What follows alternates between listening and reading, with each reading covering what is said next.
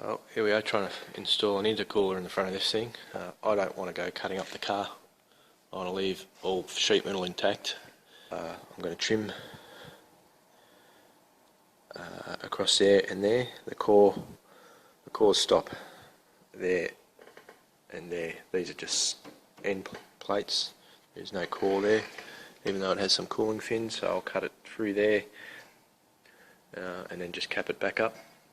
That'll reduce its height from 300 down to 270, and there's no really loss of cooling because you haven't taken out any of your cores.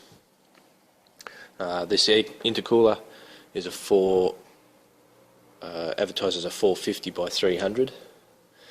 450 is from the ends of the pipe openings across, and 300 high. The core is I think about 280 by 280. So we got 280. Yeah. So there are other intercoolers that may be bigger that will fit, but everything else is a fair bit dearer. I got this delivered to my door for $149. I'm sure it's cheaper in the States, but in Australia it's pretty cheap.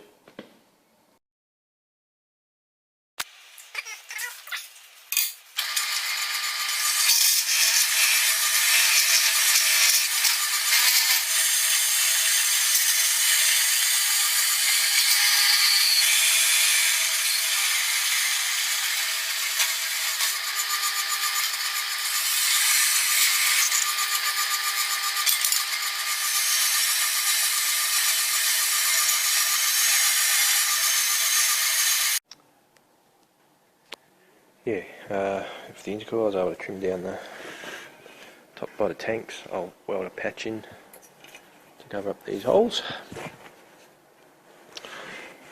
and that fits quite nicely into here.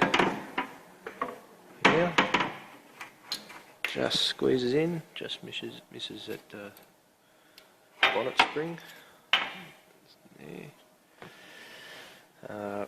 I was going to try and run some 2-inch, block these off, run some 2-inch pipe down in this gap here, out over here, and bring it out through this opening here and come up. So I was going to come out of the turbo, across the top of the motor, down here, across the bottom, back out, then into the manifold. Now that I've got everything in here, that's clearly going to be a pretty complex way of doing things. The reason being is I just didn't want to modify any sheet metal. I didn't want to move aircon. I want to leave aircon in. The only thing I'm willing to sacrifice out of here is the factory fan. Yeah, so that going with that initial design was what pushed me to choosing this intercooler. Now that I've got it all in there and I've thought a bit more about it, I'm going to go with this now. There's quite a bit of room underneath the headlight in this little area here. I'm going to trim this out, this bit of the support out here. It's not structural, it's not a problem. So basically I've got a 2.5-inch stainless bend that'll go straight through there, and these are 2.5 on the intercooler, so that's a straight match. I've clocked the turbo 180.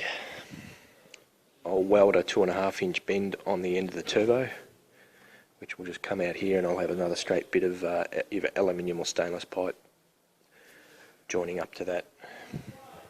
And the same out here, I'll have 2.5-inch pipe coming through here, and just a couple of dog legs, or a dog leg up here, straight into the mixer. Much better solution. All it means is I'm going to have to relocate the power steering lines, which is no big deal, and the air conditioner lines. My aircon isn't working, it needs a new compressor and receiver dryer, or whatever they call it. yeah, so new pipelines for that, so that's not a problem. I can redo all this, get creative with where all the pipes run. They can all come back through there. Much easier than trying to make intercooler pipes fit in tight spots. And then as far as thermofan goes, I think I'm going to be able to squeeze a couple of either 9-inch or 7-inch fans down the bottom here. They won't flow as much air as a stock fan, but it will be better than nothing. And that's it. That should all work out quite well. The only problem with where I am, I've got to order everything in, and it takes 3 to 4 days. So every time I need to order things, basically holds me up for close to a week. And that's why progress has been fairly slow. Okay, there you go.